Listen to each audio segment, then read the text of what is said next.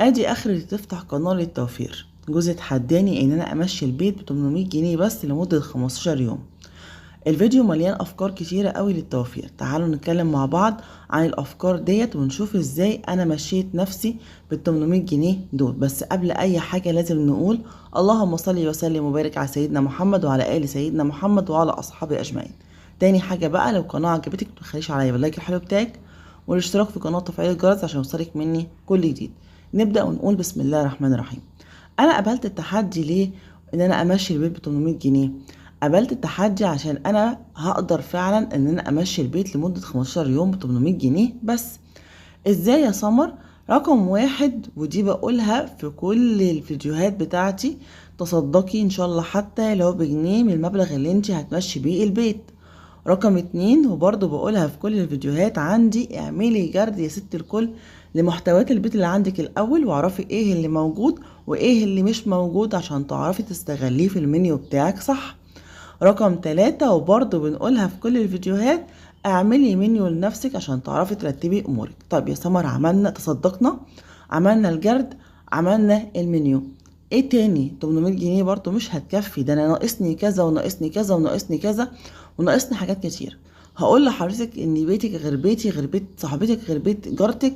طبعا اللي ناقصك غير اللي ناقصني، غير ناقص كل واحدة فينا. وده اللي بيخليني اول لما بيكون معايا فلوس فايضة من اي ميزانية، ان انا استغلها وان انا احطها في مكانها الصح، وان انا احاول بقدر الامكان ان يكون عندي شوية حاجات اتكل عليها في الفريزر وفي التربو، بحيث ان انا اقدر امشي اموري. طيب لما انا اخدت منه الفلوس ديت وقبلت التحدي، طبعا هو اداني التحدي ده عشان خاطر اطلع لكم اي افكار واصور لكم الفيديو. الهدف مش من الفيديو دوت ان انا اجيب مشاهدات، وانتوا عارفين ان انا ممكن اقعد بايام كتيره قوي ما بصورش. انا ما بصورش غير لما يكون فعلا في حاجه او كلام مفيد اقدر ان انا افيد بيه غيري. طيب، والنوعيه دي من الفيديوهات ساعات كتيره قوي بتسبب مشاكل، وبيوت كتير قوي بيحصل لها مشاكل بسبب الفيديو دوت، او النوعيه دي بمعنى اصح من الفيديوهات. ان انا معايا 800 جنيه وهمشي بيهم البيت، فالزوج يقول للزوجه بصي تقدري تمشي اهو حالك ب 800 جنيه، والستات بتعمل والستات بتسوي. لا، هي مش كده خالص. هي الفكره زي ما انا قلت لك كده، ان انا برتب افكاري زي ما انت شايفه كده، وببدا ان انا اكتب الحاجه اللي انا عايزاها في الورقه، وابدا ارتب انا هعمل ايه. طب كتبت الحاجه اللي ناقصاني ورتبت افكاري ورتبت المنيو بتاعي وكل حاجه تمام، ببدأ ان انا اعمل ايه؟ ببدأ ان انا ادور على مكان يكون اسعار بتاعته رخيصة، حتى لو انا هركب له مواصلات. يعني ايه يا سمر؟ يعني لو انت متعودة معايا بتشوفي مشتريات يا اما من سوق محطة يا اما من سوق سوري، يا اما من فتح الله. المرة دي لا من سوق المحطة ولا من فتح الله. المرة دي المشتريات اللي انت هتشوفوها معايا في الفيديو ديت انا جايباها من سوق تاني خالص. يعني معنى كده ان انا قعدت اسأل واشوف اماكن تانية تكون فيها اسعار متوفرة. انا ساكنة في عبد القادر، تمام. عبد القادر عندنا متقسمة ل3 اماكن، في عبد القادر مرغم، في عبد القادر الجديدة، في عبد القادر آه مجزر. يعني عبد القادر توشكا دي اللي في مرغم، وفي عبد القادر الجديدة، وفي عبد القادر مجزر. ما علينا. انا سألت لقيت ان في سوق عبد القادر مجزر في اسعار في هناك برضو حلوة، ماما كانت بتروح هناك، فبدأت ان انا اروح اشتري المشتريات ديت عشان ارد كمان على المتابعة اللي عندي اللي قالت لي ان مفيش عنب ب 15 جنيه. فانا جبت عنب ب 15 جنيه، وجبت كمان مانجا ب 20 جنيه، وهنشوفها كمان في المشتريات. طيب، دورنا على مكان يكون موفر عشان نبدأ نشتري منه الاسعار اللي انت بتجيبيها من محلات الخضار والفاكهة غير الاسعار البياعين اللي فرشين في الارض، غير اسعار البياعين اللي بتلف بالعربيات.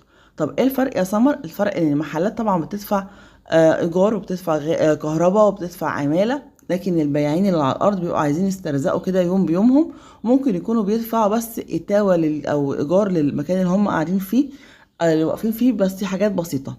غير اللي هو البياع الحر كمان اللي بيلف بالعربية، دول بيبقى معاهم الاسعار رخيصة شوية. لو هتلاقي مثلا البطيخة عاملة جوه في المحل 60-70 جنيه، هتلاقيها على العربية اقل من كده، هتلاقيها مع البياع اللي فارش في الارض اقل من كده بكتير.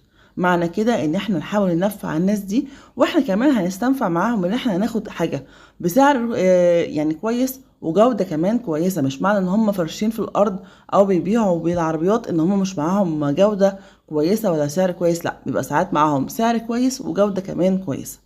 عايزه اقولك كمان ان انا بعد ما يعني صورت الفيديو دوت، انا جبت من بياع طماطم ب5 جنيه، وجبت جبت كمان نص كيلو فاصوليا خضراء ب5 جنيه، يعني ب10 جنيه قدرت ان انا اعمل طبخه. تمام. وكان عندي الرز مشتريه في المشتريات. طيب، عملت كمان ايه؟ انا نزلت جبت التموين بتاعي، ونزلت جبت الحاجات اللي ناقصه عندي. طيب، انا كان عندي بصل، كان عندي شويه عطاره، كان عندي دقيق، كان عندي فول ادمسه للفطار. تمام. وكان عندي ايه تاني يا سمر؟ كان عندي حته لحمه مفرومه، كان عندي لحمه مكعبات، كان عندي كمان شوربه انا موفراها من العيد. تمام. اي شوربه ما كنتش بحتاجها بحطها على طول في العيد. طيب، هتعمل معايا ايه؟ ممكن يوم ان احنا هنمشي يوم اقتصادي، شويه ملوخيه ورز وشويه شوربه لسان عصفور وبتنجان مخلل، ادي كده يوم عدى. ممكن يوم تاني ان انا اعمل محشي بشويه شوربه برضو من غير اي حاجه، ادي يوم تاني عدى. ممكن اعمل مثلا صينيه رقاق، بما اني برضو عند ماما جايبه لي رقاق وعندي لحمه مفرومه، ممكن اعمل صينيه رقاق وبطاطس محمره، وممكن اعمل جنب منه اي نوع خضار برضو ايه عندي هيمشي الدنيا، ادي يوم تالت عدى. فاصبح انا كده مشيت 3-4 ايام من قلب البيت، واستغليت فيهم ايه؟ الشوربه. طيب، ببدأ كمان ان انا زي ما انتوا شايفين كده، انا جبت الخزين اللي ناقصني. ببدأ وانا بشتريه ببقى مقسمة افكاري، يا اما كاتباها في ورقة، يا اما مقسماها في دماغي انا همشي ازاي بالظبط. بس احسن حاجة واكتر حاجة هتظبط معاكي الميزانية انك انت تكوني مظبطاها معاكي بالورقة والقلم. يعني ايه؟ يعني انت عارفة المنيو بتاعك ده هتحتاجي فيه ايه. هل الاسبوع ده هحتاج خل؟ اول 15 يوم دول هحتاجه خل، ولا الخل اللي عندي هيكفيني؟ لو الخل اللي عندي هيكفيني يبقى هأجل الخل لل15 يوم اللي بعديهم. هل السمنة اللي عندي هتكفيني لو عملت معجنات؟ تمام، لو هتكفيني يبقى هأجلها برضو لل15 يوم اللي بعديهم. هل الدقيق اللي عندي هيكفي ولا هجيب عليه تاني؟ هل كل حاجة لازم اشوفها فعلا هتكفي بالورقة والقلم ولا لا؟ كفت معايا يبقى مش هجيبها، وهجيبها 15 يوم اللي بعديها عشان اقدر امشي حالي. ما كفتش معايا هبدا ان انا اجيب على القد بالظبط اللي انا محتاجاه. هبدا كمان ان انا ما نزلتش الاسبوع بتاعي ب 800 جنيه بس، لا، انا نزلت ب 600 جنيه بس. صرفت فيهم كام؟ صرفت فيهم 497 جنيه بالظبط في كل اللي انتوا شايفينه ده. اتبقى معايا كام؟ اتبقى معايا 103، وسايبه 200 جنيه في البيت، يعني اتبقى معايا 303 بالظبط. هنحسب كل حاجه مع بعض وهنشوف احنا جبنا ايه. طبعا انا ركبت مواصلات عشان اروح المكان ده، فصرفت مواصلات 17 جنيه بس. تمام. 17 جنيه مواصلات. خلاص، وفرتهم ولا لا؟ هنشوف دلوقتي. جبت من هناك ايه؟ جبت من هناك ازازه الزيت الممتاز دي، ده الممتاز بس. تمام. زيت الممتاز خلي بالكم ان في منه زيت مغشوش، بيبقى فيه اسمه شيف الممتاز، مش عارفه الممتاز ايه. يعني كلام كده غريب. ده الممتاز اللي هو الاصلي مش المغشوش. ده كانت عامله 46 جنيه ده لتر بحاله. جبت كمان من التموين ازازتين زيت. تمام. وجبت كيس مكرونه. هو المفروض كان هيديني كيسين مكرونه، بس انا جبت كيس مكرونه واحد، ومكان كيس المكرونه التاني بدلته بصراحه بكيس نسكافيه عشان اشربه قبل ما اصور معاكم الفيديو ده. وجبت كمان 3 كيلو سكر، 2 كيلو سكر تبع التموين، وكيس سكر حر. وكان مديني مرقة دجاج، بس انا عشان عاملة مقاطعة فما اخدتش مرقة الدجاج. طيب، دول عاملين كام؟ التموين ده اخد مني 38 جنيه. ازازتين الزيت و3 سكر و2 مكرونة، ومفروض ان هي واحدة مرقة. جبت كمان ازازة الزيت ديت، مع ان انا جايبة التموين دي هستغلها يا اما في الطبخ يا اما هستغلها في المعجنات. ليه ما جبتش ازازه زيت عبايه صافي؟ لانها هتكون عامله 75 جنيه. دي اقل حاجه، وهتكون عامله حوالي 700 مللي، يعني مش هتكفي معايا. جبت كمان الرز، محتاجه رز، فجبت كميه رز كبيره، جبت 6 كيلو رز عشان يكفيني ال 15 يوم. سعر كيلو الرز بكام؟ سعر الكيلو ب 24 جنيه. احسبوا ورايا بالورقه والقلم وشوفوا انا جبت فعلا بالسعر ده ولا لا، بالمبلغ اللي انا قلت لكم عليه يعني قصدي ولا لا. طيب، 6 كيلو رز هوظفهم خلال 15 يوم. تمام. هنطلع منهم كشري بعدس اصفر، هنطلع منه كشري مصري، هنطلع منه كذا اكله باذن الله. جبت كمان كيلو شعريه، الكيلو ده كان عامل 22 جنيه. طيب، ايه فرق الاسعار بينك وبين هناك؟ فرق الاسعار ان ازازه الزيت اللي عندنا المغشوشه بتاعت الممتاز، ايوه مغشوشه، ب 55 جنيه. المكرونه ب26 جنيه ومش حلوه. انا جبتها من هناك من السوق هناك ب22 جنيه. جبت كيلو ونص من المكرونه اللي هي الخواتم او العقل الصغيره، تمام، احنا مسميها هنا في اسكندريه عقل صغيره. وجبت كمان كيلو ونص من المكرونه الهلاليه او المعوجه، تمام. برضو ديت هتعمل معايا اكلتين، والكيس التاني هيعمل معايا اكلتين، يعني كده 4 اكلات من المكرونه، تمام. ومعايا اكله من المكرونه تانية اللي هي جايباها من التموين، هندخلها مع العدس بجبه وهنعمل منها كشري. يبقى انا كده معايا 4 اكلات مكرونه، معايا اكله كشري، وهنبقي حبه صغيرين من العدس ده على شويه عدس تاني عندي، هنعمل منه اكله عدس بجبه، تمام. يبقى انا كده عملت ايه؟ يبقى انا كده عملت ادي 4 اكلات، ادي كده 5 اكلات، 4 مكرونه وادي اكله كشري الخمسه، 6 اكلات كمان. ومعايا الفول المدشوش ده الربع كيلو ب10 جنيه، وربع كيلو العدس ده كان عامل 13 جنيه، تمام. ربع الفول المدشوش ده عامل 10 جنيه. هنعمل منه فول بصاره، وهناخد منه حبه صغيرين على الحبه اللي عندي، هدمس بيهم كيس الفول اللي عندي. ادي كده كام؟ ادي كده 4 5 6 7 اكلات من لغايه دلوقتي، تمام.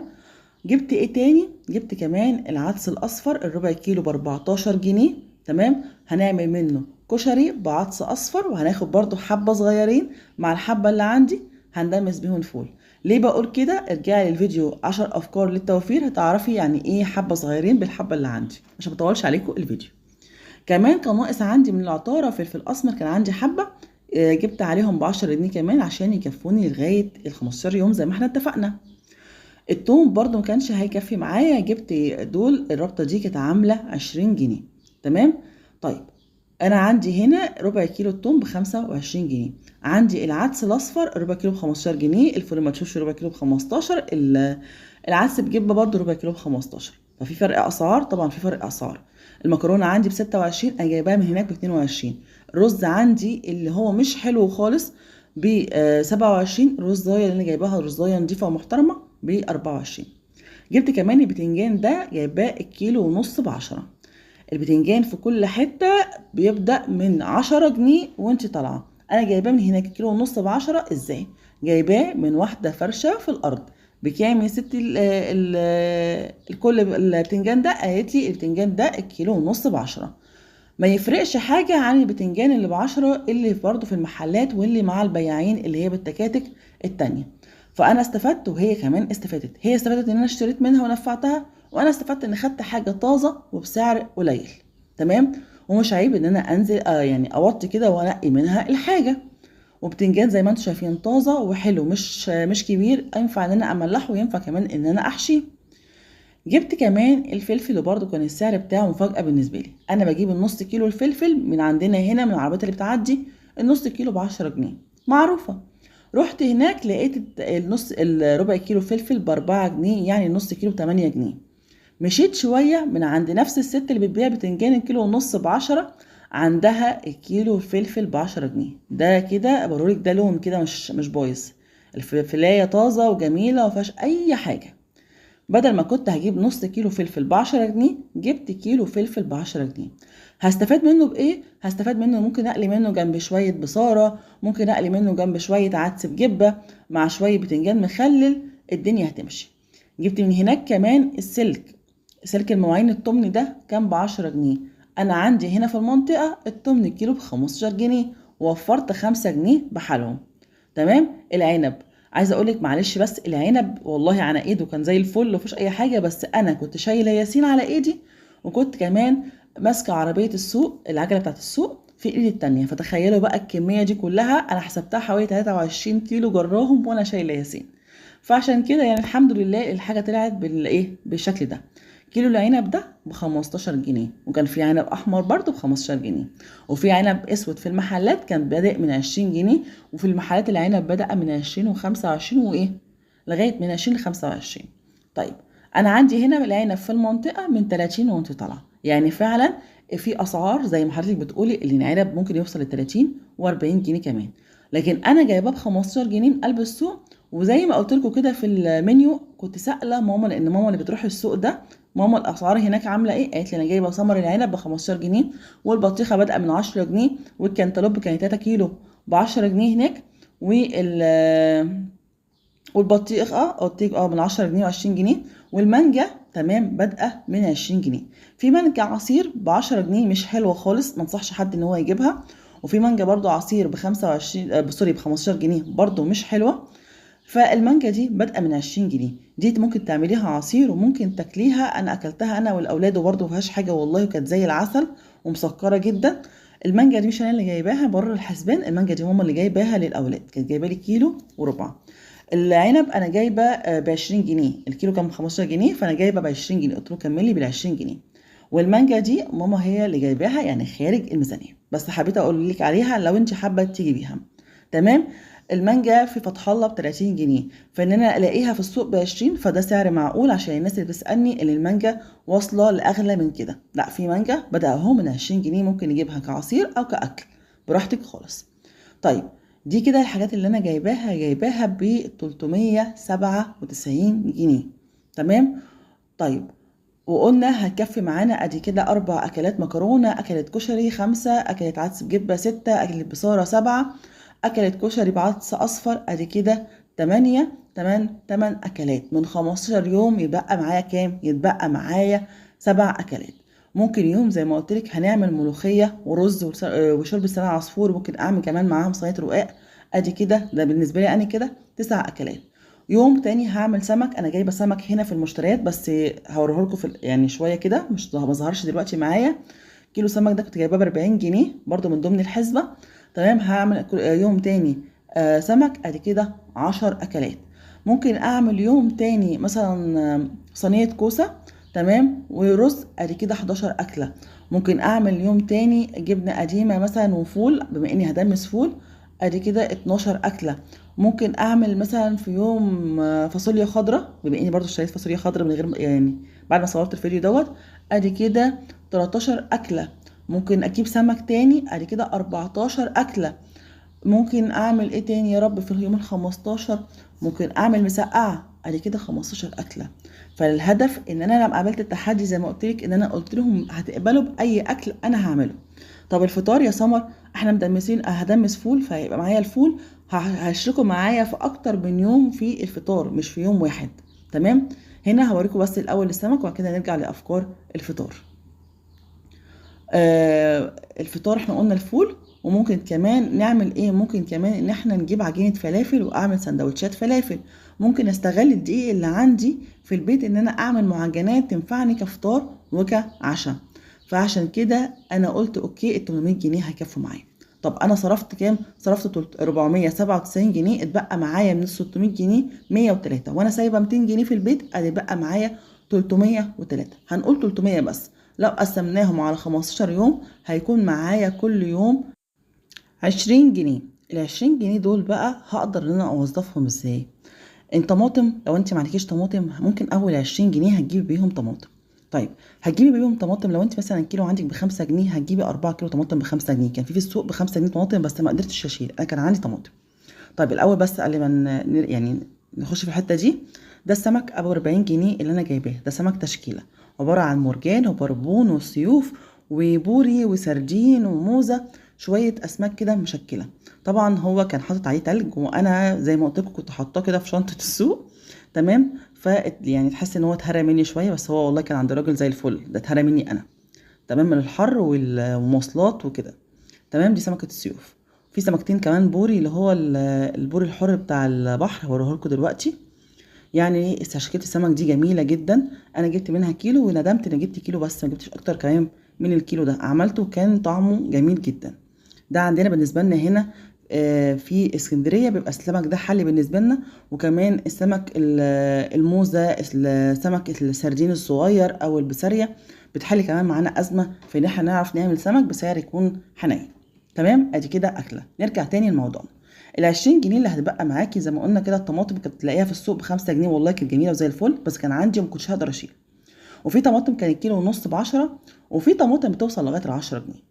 طيب، انت بقى بشطارتك حاولي تجيبي طماطم بسعر كويس، يعني ممكن تجيبيها الكيلو ونص ب10. لو هتجيبي كيلو ونص ب10 ب20 جنيه هيطلعوا معاكي 3 كيلو. 3 كيلو لو قسمناهم على كذا يوم ممكن يكفوكي 3 ايام، ممكن تكفي واحده تانية 4-5 ايام، ممكن تكفي واحده تانية 6 ايام. انا عن نفسي هتكفيني 6 ايام لان انا بستهلك كل يوم نص كيلو طماطم بس. تمام. انا عارفه مقدار الطماطم اللي انا بستهلكها، يبقى انا كده عدت معايا ال 20 جنيه ديت حوالي 6 ايام. ال 20 جنيه اللي بعدها لو ناقصني صابون او ناقص لي كلور او ناقص لي حاجه ممكن اجيبها بال 20 جنيه ديت.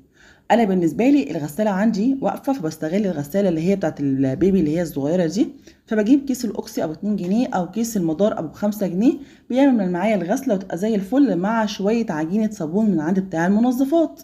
تمام. بقول له عايزه نص كيلو عجينه صابون من عجينه غسيل مشكله. في ناس بتقول عليها عجينه صابون، في ناس بتقول عليها عجينه غسيل، في ناس بتقول عليها خلطه غسيل، حسب ما انتوا في المنطقه عندكم بتسموها ايه. الخلطه دي او العجينه دي بحط حته منها على المسحوق اللي انا هستخدمه وبتنضف معايا الغسيل زي الفل. طيب ممكن كمان اجيب 2 جنيه كلور، يعني ممكن اجيب 6 جنيه عجينه ب 2 جنيه كلور، ادي كده 8 جنيه، وكيس مدار ب 5 جنيه، تمام، اللي هو جيل، ادي كده 11 جنيه. هيبقى معايا كمان كام؟ هيبقى معايا 9 جنيه، ممكن اجيب بيهم اي منظفات سايبه انا عايزاها بحدود 3 جنيه او 4 جنيه. خلاص ادي كده 20 جنيه منظفات. ممكن اجيب مثلا كيس مدار تاني او كيسين مدار تاني، احط جنيه وهجيب كيسين مدار تاني، يبقى كده معايا اي تكفيني 3 غسلات. خلاص. ال 20 جنيه اللي بعدها لو انا ما عنديش بصل ممكن اجيب 4 كيلو بصل ب 20 جنيه، او يا ستي 3 كيلو بصل ب 20 جنيه لو انت عندك كيلو ونص ب 10. ممكن ال 20 جنيه اللي بعدها اخلي مثلا 20 لمده 3 4 ايام، يعني انا معايا اكل اهو يكفيني 9 ايام او 10 ايام. ممكن اخلي مثلا ايه 4 ايام احوش فيهم ال 20 جنيه ديت، اجيب بيهم كيلو اجنحه ب 70 جنيه مثلا، واعمل عليهم طبخه لو انا ما عنديش لحوم في التلاجة، بس انا عن نفسي عندي لحوم في التلاجة. طيب ممكن ال 20 جنيه تانية ممكن اجيب مثلا ايه ب 10 جنيه عجينه فلافل واخليها عندي في البيت اقسمها على اكلتين، او اجيب بيهم فول مدشوش وخضره واعمل عجينه فلافل في البيت. هيتبقى معايا 10 جنيه تانية ممكن اجيب بيهم ايه تاني؟ ممكن اجيب بيهم مثلا لو عندكيش ملوخيه تجيبي مثلا حزمه ملوخيه ب 2 3 جنيه، على مثلا نص كيلو كوسه، هتقضي معاكي الدنيا. ممكن انت فاهمه قصدي ايه؟ هي تسلسل انك انت معاكي مصروف كل يوم، المصروف ده كل يوم بتملي بيه البيت، مش بتخليه فاضي، وبتشوفي ايه اللي ناقصك النهارده اللي انت عايزه تكملي بيه يومك النهارده. انا عندي اكلي طلعته، ومثلا جبت طماطم خلاص الدنيا مشيت، ممكن اجل الغسيل لتاني يوم عشان اجيب حاجه الموظفات. طب خلاص خلصت الغسيل وجبت كمان معايا كام مسحوق يكفيني، فامشي الدنيا. فاهمه قصدي ايه؟ طب في يوم مثلا لقيت ان الدنيا تمام معايا وال20 جنيه مش هستخدمها في اي حاجة، هبدأ اجيب بيها حاجات تانية اركنها في البيت عندي، تكون معايا زيادة توفر عليا كمان من ميزانية ال15 يوم اللي جايين. وبكده اكون قدرت اوفر، وكده كمان اقدر ان انا اواجه اي ظرف يحصل لي. ممكن برضو 15 يوم التانيين يكون فيهم اي ظرف، تمام، فيخليكي تبقى عايزه تمشي البيت بميزانيه تكون اقل كمان من كده. فلما انت الحاجه مثلا القرش اللي انت مش محتاجه النهارده تستغليه في ان انت تخزني، ده هيخليكي توفري كتير قوي في الميزانيه اللي بعد كده. دي كده افكار. يا رب يكون الفيديو عجبكم، يا رب يكون الهدف من الفيديو وصل. اشوفكم ان شاء الله على خير في فيديو جديد، والسلام عليكم ورحمه الله وبركاته.